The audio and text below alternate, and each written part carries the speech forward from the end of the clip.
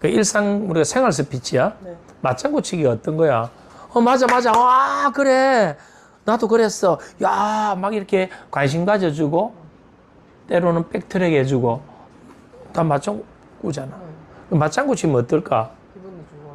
내가 뭔가, 좀 귀한 존재가 된 것 같고, 모든 스포트라이트가 내한테 오는 것 같고, 뭔가 내가 주인공인 것 같아. 기분이 아주 좋은 상태를 만들거든. 그래서 맞장구 치주기. 생활 스피치에서 중요한 맞장구 치주기.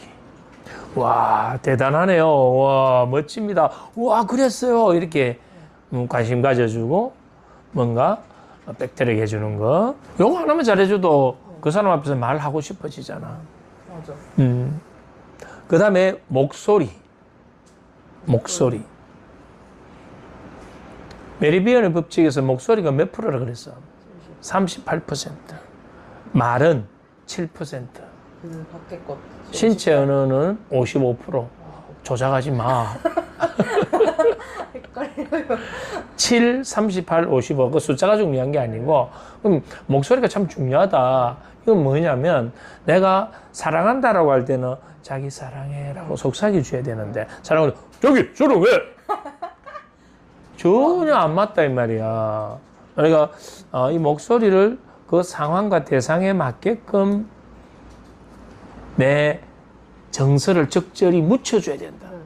그랬을 때 그 사람의 말이 뭔가 사람의 묘하게 끄는 힘이 있다. 뭔가 그 사람 말을 들어보면 뭔가 편안함이 있다.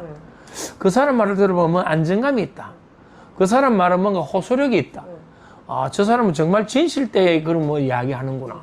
이런 것들은 전부 다 우리 목소리에서 나온단 말이야. 감정을 섞어서 계속 표현하는 훈련을 해야 돼. 그럼 처음에는 그 감정을 섞어서 표현하는 게 우리 칼로 치면 무딘 칼이다 이 말이야. 무딘 칼은 찔러도 배도 날이 안 서 있으니까 아직은 지 위력이 없지. 근데 계속 그걸 갈고 닦으면 어떻게 돼? 그 무딘 칼이 날카로워진단 말이야. 마찬가지로 이 목소리도 내가 희로애락의 그런 감정들을 섞어서 표현하는 훈련을 계속 하다 보면 어느 순간에 이게 높낮이가 조절이 돼주고 또 감정에 어떤 묻히는 그 강도가 조절이 돼지고 그러면서 그 사람이 하는 말이 어떤 템포를 흘러갈 수 있는 뭔가 조율할 수 있는 상태까지 된다면 그 목소리에 의해서 본인의 스피치 능력이 완전히 달라지는 거예요. 그래서 어떤 사람이 뭔가 이야기를 하고 있으면 거기에 내가 공감해 줄 때도 목소리가 크게 해야 될 때가 있고 작게 해야 될 때가 있고 빨리 해야 될 때가 있고 느리게 해야 될 때가 있다 이 말이야. 그럼 이 목소리를 내가 감정을 섞어서 그 상황과 대상에 맞게끔 마치 배우처럼 해야 돼. 마침 내가 연기자처럼 해야 된단 말이야. 그런 훈련을 계속 하다 보면 어느 순간 내가 하는 말들에 뭐가 묻어들어가? 감정이 묻어들어가니까 저 사람이 슬퍼할 때는 슬픔의 감정이 묻어들어오고 기쁠 때는 기쁨의 감정이 묻어 나와야 되는데 그게 제대로 안 나올 때 우리는 그 사람 말이 뭔가 무뚝뚝하다, 뭔가 메말랐다 이런 느낌을 받거든. 그러면 이건 뭐냐 감정이 전혀 없으니까 무미건조하게 들린다 이 말이야. 감정이 중요하지 않아? 이건 훈련해야 돼. 훈련하면 누구나 될 수 있어. 무딘 칼도 계속 갈고 닦으면 보검이 된다. 보검. 이제 맞장구 칠 수 있는 능력이 있어야 돼. 목소리를 갈고 닦아. 난 이거 목소리가 왜 이렇지? 그 바보 같은 소리야. 타고난 목소리가 있는 게 아니고 목소리는 훈련하고 계속 따듬는 거야. 지금 내가 어디 가서 말하면 사람들이 뭐라고 하는지 알아? 박사님 목소리 참 좋습니다. 목소리가 울리네요. 박사님 목소리에 감정이 섞여 있는 것 같아요. 자꾸 하다 보니까 이 안에는 뭐냐면 목소리에는 자신감도 묻어 들어가야 되고 또 거기에 대화의 맥락에 맞는 정서도 묻어 들어가야 되고 모든 걸 또 조율할 수 있는 이런 것도 돼야 되는데 그건 우리가 축구하는 걸로 보면 이해가 쉽게 된다 이 말이야. 처음에 골대가 있는데 이 골대에 공을 차면 골대와 관계없이 공이 옆으로 가. 그런데 계속 반복하면서 이제 옆으로 가는 그런 걸 안 하고 점점 범위를 좁혀가지. 점점 이제 차면 골대에 넣을 수 있는 골대에 안 들어간 건 피드백을 통해서 수정한단 말이야. 우리가 목소리도 그런 거거든. 계속 하다 보면 어느 순간 이걸 스스로 조율하는데 그 기능이 외부에서 피드백 들어오는 게 아니고 스스로 하게 돼 있어.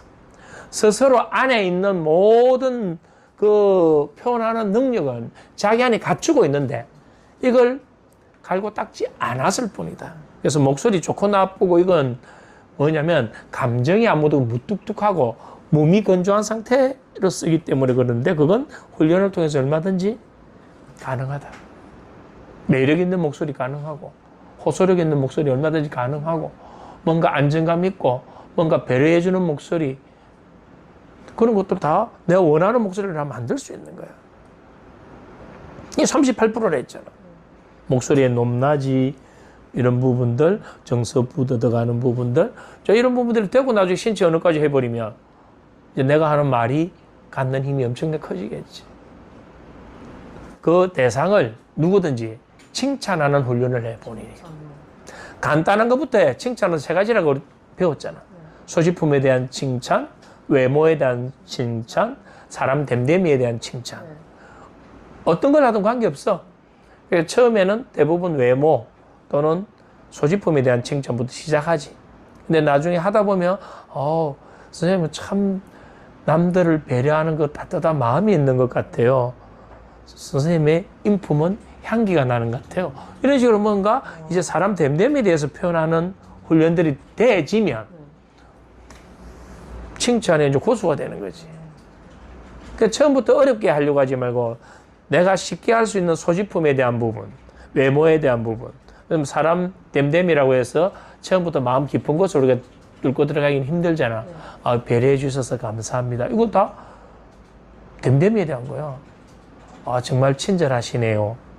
이런 것도 다 사람 인품에 대한 이야기잖아. 뭐 해라? 칭찬해 주라. 이제 세 가지 했어?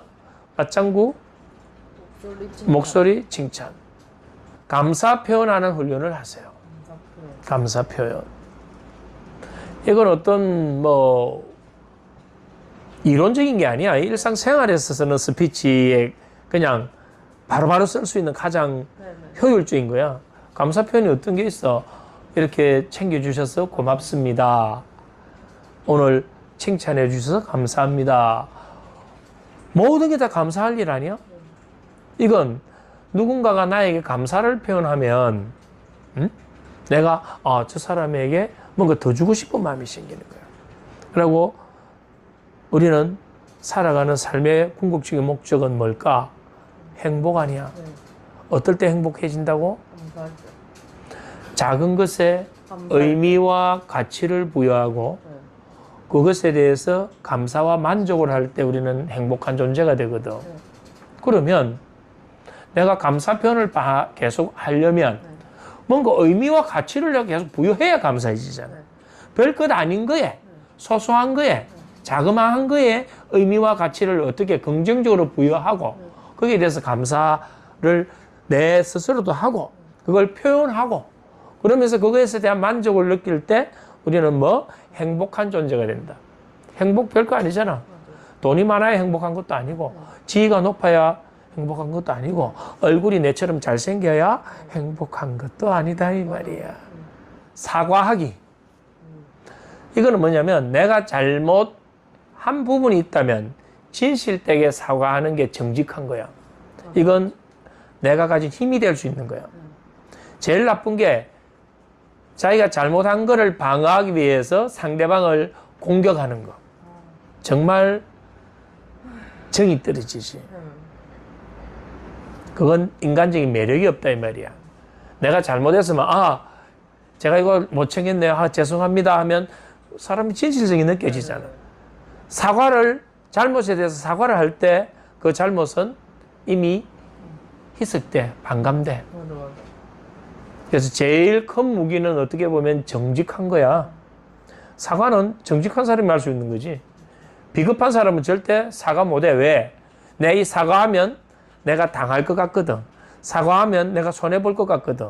그건 뭐냐면 과거에 본인이 당당한 그런 자존감을 못 채우기 때문에 계속 이러한 패턴을 쓰고 있는 것일 뿐이야. 그래서 잘못된 게 있다면 뭐 해라? 진실되게 정직하게 사과하는 것이 큰 힘이 된다.